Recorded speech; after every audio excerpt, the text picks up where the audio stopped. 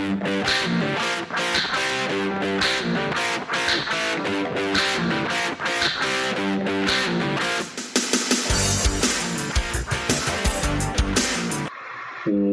to another episode of Home Sweet Home. Wait, you're talking over me? What? What? Oh my gosh. I tell you. Hey, my name is Rod McCall. And I am Bryce Runge. Who talks over people? Did you just talk over me? You talked over me first. Wow, two wrongs don't make a right. And? Yeah, stumped you on that one. Maybe we should do the other one first. Oh, maybe. Maybe. What are we talking about today? I don't know. I'm talking about... I don't know. Okay, so there's a lot of things that are going on. I mean, we are pushing the end of the school year. Yeah. And, oh my Lord, working with seniors, I love them. Not senior citizens. No, high school seniors. Yes, high school. Thank you for asking that clarifying question. Yeah. Yes. So, oh my gosh, they are wearing my tail end slug. Yeah. They all have, to various degrees, from extremely severe to catatonic levels of senioritis. Oh, yeah. And we have 4 Tuesdays left, or basically 4 weeks left in the school year for them to do stuff. And I'm telling you, they're wearing me slick. Yeah. With, I don't want to do it. They don't come to class. Well, I got to do what? Oh, do I got to turn it in on time? Well, what if I don't, can I just turn it in late? Well, I didn't understand the directions. I didn't have time. Well, I had to work. Well, I had to. Oh my gosh, I'm about ready to just go nuts.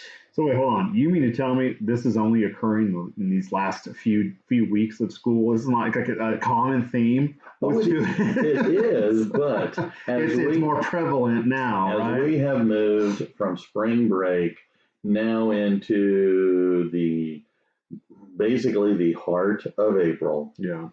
And with the middle of May and the end of the year and graduation, they're done. Stick a fork in them. They have checked out. If they checked in to begin with, they've gone. And, I have to remind myself, been there, done that. Yeah. My senioritis hit somewhere around January of my senior year and lasted into my third year in college. Which might explain why it took me 7 years to get through college. But hey, those are called doctors. Yeah, I was called a bachelor. Oh my goodness! Here all day, folks. Anyway, it's been crazy. Standardized testing are kicking off. AP exams are right around the corner. Yeah. So it's that time of year. Oh my gosh. Yeah. Speaking of the standardized tests, which I know teachers absolutely, educators all over love it because it does define the student. I'm being sarcastic. You know that. Radix texts me. He's like, man, just wrapped up that STAR today. 3 hours and 6 minutes. Going to lunch. All right, buddy. Proud of you. Wow. Hopefully you just didn't go bubbling C. Oh. I felt really good about that one. Okay, good. Yay. Good for you. And most take them serious. Yeah. But at the end of the day, the pass rate on these things, oh good golly. The pass rate is horribly low. And so when I have people that have failed it, I'm going, really? How the God's green earth did you fail a test that has a 40%? All you got to do is get 40% right and you pass. Right. And you failed that. Yeah. But at the same time, there's all kinds of issues that you don't really fully understand that are going on, distractions that are making it hard for them to focus. Focus on school, focus on, because maybe things at home are crazy. Things that, it's easy for me as a teacher to go, why aren't you coming to class? Why aren't you awake in class? Right. Why aren't you doing, we have a 90-minute class, I have a 40-minute lesson, and you've got 90 minutes to complete a 40-minute lesson, and you still can't get it done. Well, because, again, maybe they were up till 3 o'clock dealing with, a family issue. Right. Maybe they had to work till, midnight because they're a primary breadwinner in their family, and then they had to do homework. Right. So they were up till 3 o'clock. And then after they were watching their siblings. Oh, sure. So I mean, there's lots of things that I don't always remember to explore and consider. Right. That maybe there's something going on besides the fact that they were that they weren't up till midnight, till 2 o'clock in the morning playing video games. Yeah. That there are legit reasons. Yeah. And so don't judge a book by its cover. Oh, yeah. And well, that's why I think so many educators are so just done with the standardized testing. Again, that doesn't define the student. And I think nowadays, even more so, them doing this is saying, we really don't care about the mental health of our educators nor our students. Because like you said, I think nowadays kids are pinned up against the wall with a lot of anxieties and stress and just all those things that you said. And we're going to force them to sit down and take a 4-hour exam. There was a study that came out that goldfish have an attention span of 8 seconds. Where humans fell? Below that. What'd you say? Exactly. Dory. Thank you. So the attention span of a child is... No, I get you. So you see, anyways, and then they're over it. I'm pretty sure I did the same thing. I didn't care. Well, I don't know how I graduated. Well, first of all, I didn't have standardized tests. Yeah. When I went through school, I had them in elementary school from 3rd grade through 6th grade. But after that, I went to a private school. A private Catholic school. Oh, yeah. And we did the old Iowa basics. But I never took them seriously. Yeah. And then that caused me issues down the road. But, it's these kinds of standardized tests that they're now putting graduation requirements on. You have to pass or you don't graduate. Right. You don't pass, you don't move to the next level. When you throw that on top of, especially when you get to the high school level, I think that if you're struggling with this and you're not doing well in school, period, you start to develop that survival mechanism, and I hate school. Oh, yeah. And part of, and a lot of things go into this, but I think a lot of our kids, or at least what I'm seeing in school, is high levels of anxiety. Yeah. And kids are worried about a lot of things that I have to remind myself, just because you didn't go through it doesn't mean that other people don't have an issue, don't have concerns or problems. And it really, I'm visiting with so many different kids, I better appreciate the family dynamic and the family upbringing I got. Yeah. And so I ran across an article that written by this guy, Dr. Ross Marin from Harvard Medical School. Ooh. He's an associate professor there, and he's the director of the McLean Hospital Spirituality and Mental Health Program. Okay. So I felt like this guy kind of has, a bit of an idea of what he's talking about. He's talking about smart to me. Yeah, because he's also the founder of the Center for Anxiety. Oh. And a lot of my students I see in the hallway, well, what are you doing walking the hallway? Oh, well, I'm having a panic attack. I have high anxiety. You look at their paperwork that comes through from, certain kinds of special ed accommodations where they suffer from anxiety. my first thought is, what in the sandhill does a 15, 16-year-old kid have to be that anxious about? Right. But, I like to blame social media, but I'm better understanding that there's way more to what's going on, again, in kids' lives these days, 2023, compared to, when I was growing up, not too long ago. Yeah. Or maybe longer ago than I really want to admit. Yeah. So anyway, again, I get anxiety as an adult issue, but I think more and more younger people are having anxiety. Well, the reason we didn't have it as, say we, I don't want you into that. No, it's okay. You can. Okay. You can lump me in. Yeah. We didn't have that as kids is because maybe we had some stresses or whatnot because we knew we did something wrong and we were getting in trouble. So that created that stress or anxiety about it. We didn't have social media growing up. So we didn't have that issue. And I say it's an issue because it's an issue. So now in the 21st century, right, the day and age we live in, we have access to everything, and these kids have access to that all, and the whole system creates anxiety. So you think that's a bigger issue? I think it's a bigger issue. So with our technology, you're saying that we are creating more anxiety in our kids? Oh yeah. So what do we do about it? And I say that not as sarcasm, but no, I know. is it just we got to take our phones away from our kids? It's still there. It's not gonna disappear. It's been created. The machine has been created, and it's been wreaking havoc ever since it came out.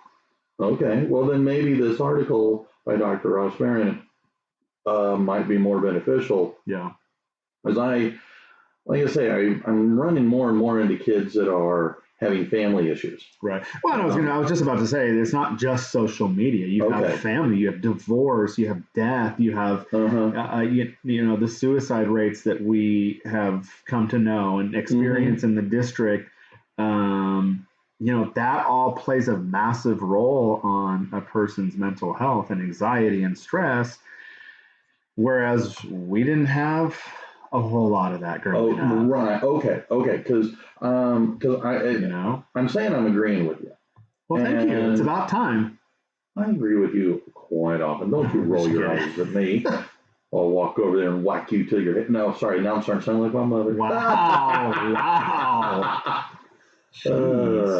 Anyways, type of show today. Well, I want to make you feel a little anxious. Did you just watch a violent, action-packed movie or something? No, I had to drive in traffic. You feeling froggy? No, I had to drive in traffic. Dude, it was 5 minutes away.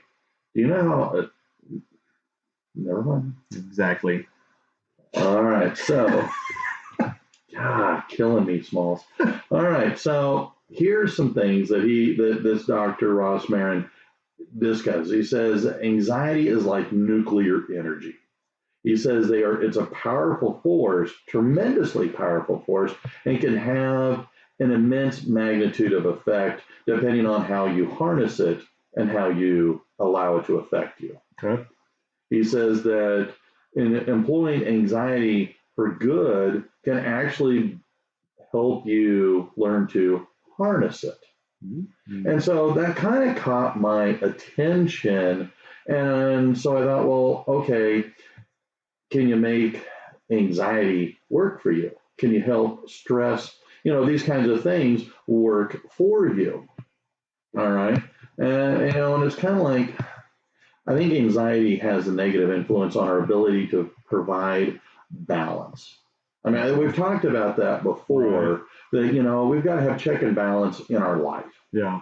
And so therefore, if you allow too much of the stress and anxiety, well, you're too far off the chart. Got it. All right. But he's also saying that if you can find a way to channel your anxiety, this nuclear energy, he says, you can benefit. It can provide you with motivation, enhance your relationships with others, and potentially even affect positively your spiritual growth. Okay. So he basically says here's three ways that we can harness the anxiety that is part of our daily life. Okay. Are you ready? I'm always ready. I stay ready, dude. Okay. All right. Well, then here we go. Ready or not? Okay. First way he says is when you feel anxious, take the time to check in with yourself. Check in with yourself. Yeah. Okay.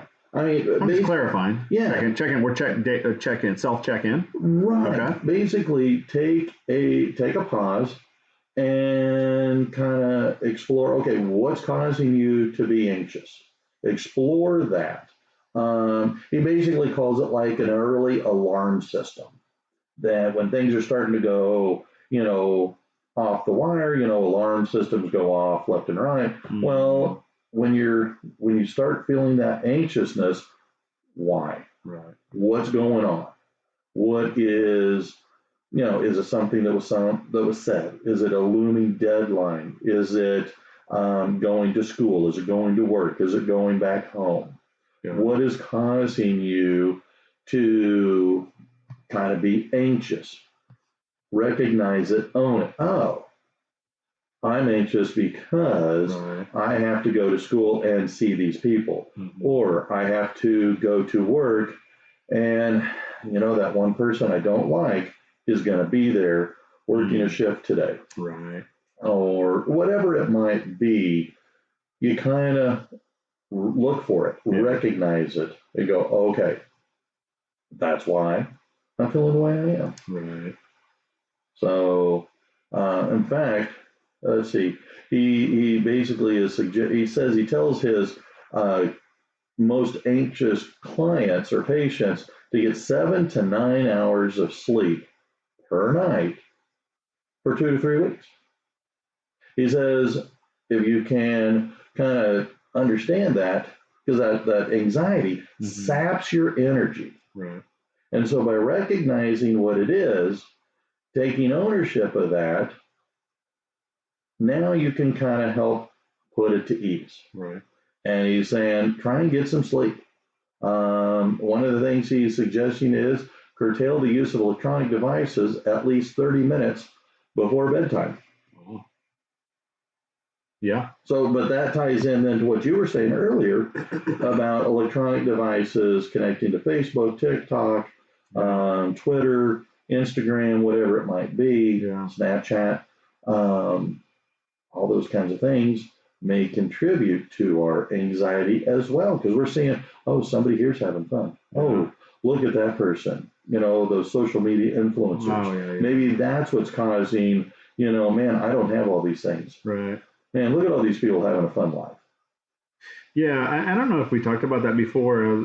That was something we discussed with Hope Squad. It might have been that, but like we talked about the importance and benefits of sleep. Where he's right on, that 7 to 9 hours. And then maybe you're like, that's crazy because I'm like 6 to 7, maybe somewhere around there myself. Mm-hmm. But that is so powerful for your mental health. And then ditch the phone, like plug it in, not by your bedside, but in a different room, because I've done this. I get caught on my phone and laying in bed. Well, that blue screen is that's the big trigger, keeps you awake. And then again, if you're on social media and you're viewing like the things you said, then you create that anxiety and that basically what you said. I'm not going to repeat what you just said. No, that's fine. Do yourself a favor. A lot of us are addicted to it, though. It's an addiction. So how do we break the addiction? You have to put your foot down. You have to put your mental health above your phone. I started here a while back. I would charge the phone. Now the charger is by my bed, and I would charge the phone. As I'm getting ready to go to bed, I'll plug it in. Yeah. But I would flip it over so that I could not see the screen. Right. So then I went to and I turned off all my notifications, so that from 8 p.m. until 6 a.m.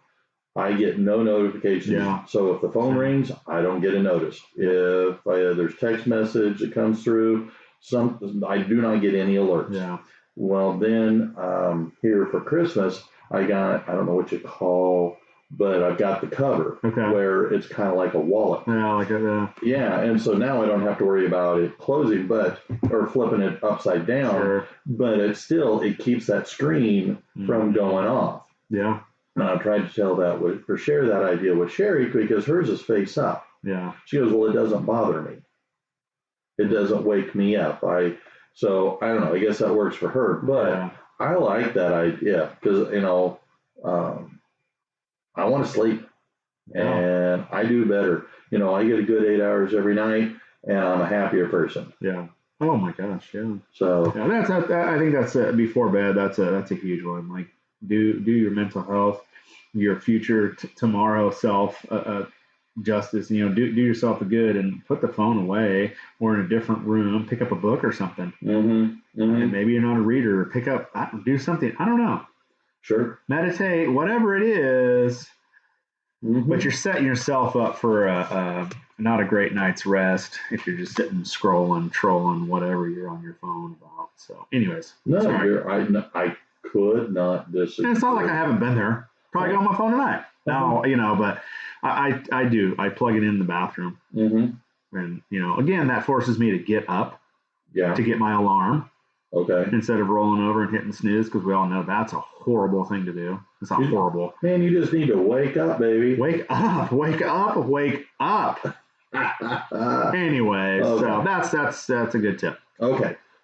Perfect. Well, then the second suggestion.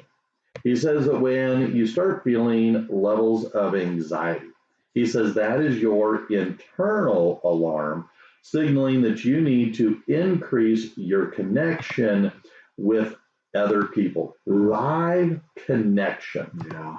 Go and engage. I cannot tell you. The kids ask to, they'll say, hey, can I go to the bathroom? They got to take their phones with them. Yeah. You see them in the hallways, they got their phones, and they are glued to them, heads down, walking. Yeah. I cannot tell you how many times I've seen near collisions at the corner, because my classroom is at a corner, and they do whoosh, but again, they're addicted to their phones. And so if you're feeling anxiety, put the phone away, look at the people around you, engage with the people around you. Or if you can't do that and you need to be on your phone, how about you just dial someone and talk to someone? Wait. There's an idea. Wait a minute. You can use your phone to actually call There's people? A thing. It looks like a phone. You just click on that and you have the ability to. There's a keypad. No way. You could type in the person's number. Well, you probably don't know it because nobody knows their own number these days. So you have to go to contacts and what's my phone number? Anyways. No. That's a good way. Reach out to a long lost friend or a relative or something. Did I just hijack your point? I just inserted an extra thing. No, I'm just used to you talking over me. So go on. Anyway, no, you're spot on. It is connections. Yes, a phone call works just as good as connecting with the people in your house. Yeah. Connecting with people that you work with. Again, if you're at school, put your phone away and just, as you're walking down the hallway, hello, hi, hey, how are you? You might be surprised at how much that can influence you. Yeah. And so I really totally agree. And I think that as I see more kids commenting, I'm feeling a little anxious today. Great, who are you talking to? Who you talk to today? Right. And not texted, not tweeted, physically engaged in verbal conversation. And so I think that, again, what he's saying here is that when you do that, you can open up to somebody about what you're feeling, about, again, and it doesn't have, it can be your friends, it could be a family member, it could be your therapist if you have one. Yeah. All right, but it builds that physical connection that you have to people, and you can help you address the idea that you're not alone. Right. You're not going through something by yourself. if you're feeling it, odds are other people are too. Right. So, oh yeah, I agree. All right, so number 3. All right, so this one's kind of interesting, and I'm kind of on the fence on this one. He says anxiety can actually enhance your lives spiritually by helping you remember to be humble. Okay. I mean, I would be humble, but I guess I already am humble. You're humble. Yeah. Yeah. So that's why I don't have anxiety. I don't know. You don't open up and talk to me, which would be your second point. Okay. I really like the way you have decorated this office up. Okay. Well, I'm opening up. About your personal things. Oh, I wish. Whether you like our podcast / man cave / media center / office. I am so jealous. I do not have a room like this. It's nothing special. But I'm opening up that I'm jealous I don't have a room like this. Don't be jealous, dude. Okay. That doesn't do your heart any good. Okay, fine, fair enough. You should be humble. And be content with what you have. Or don't have. Anyway, he basically is saying that science has revealed that a lot of the roots of anxiety is intolerance of uncertainty. Intolerance.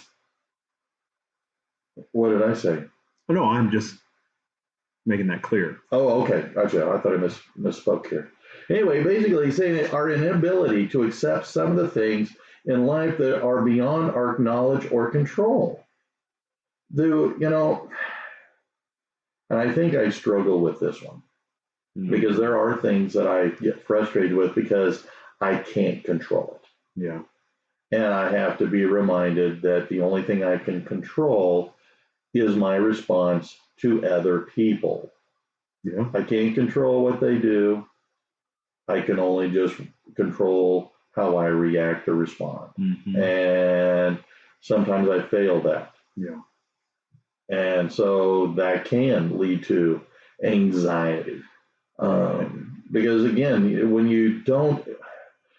if you can't accept those kinds of things and you try to control more of the things around you, well, then that creates more anxiety because the harder you try, a lot of times maybe the more you fail. Right.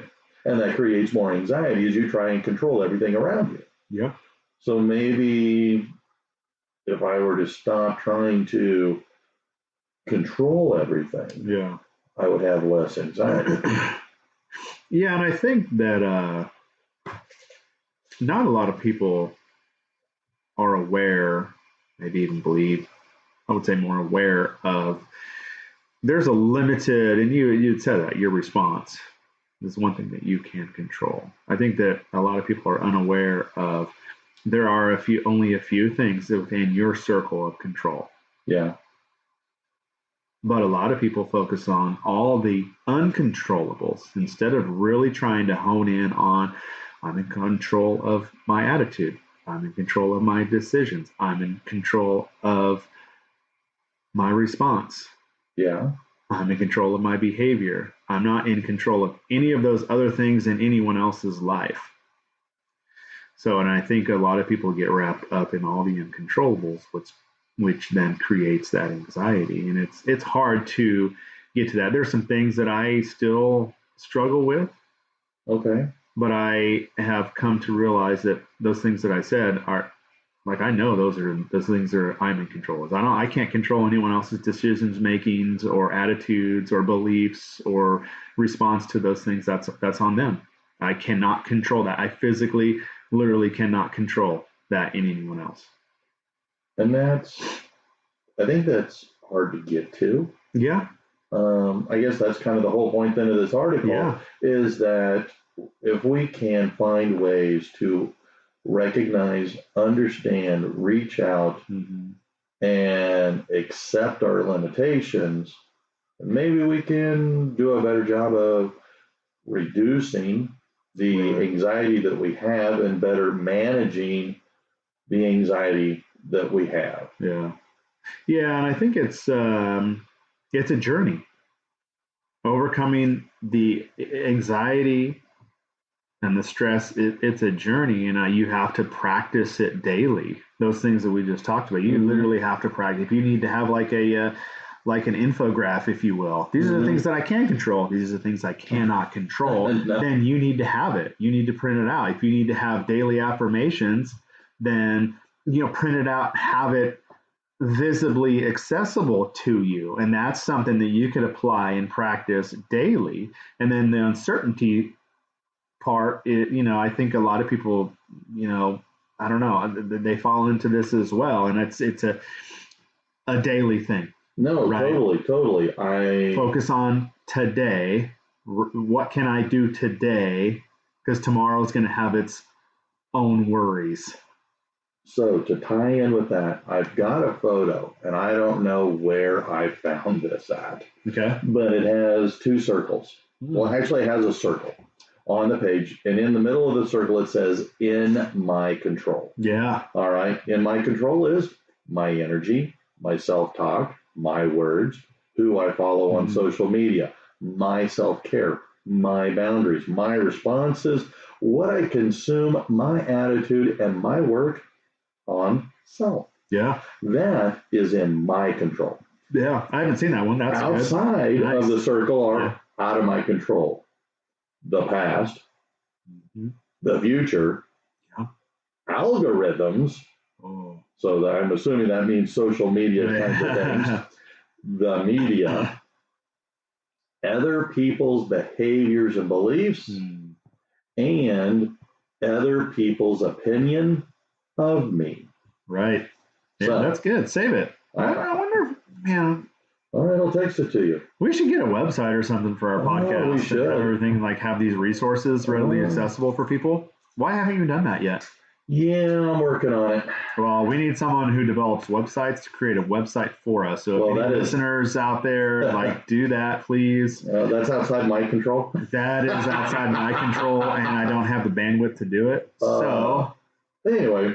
That's awesome, dude. I'm glad you found that, and because it ties directly into that. And if anything out of this today, hopefully just rewind it 40 seconds to re-listen to what Rod said about the inner circle and the outer circle, of things you can control and then things you can't control.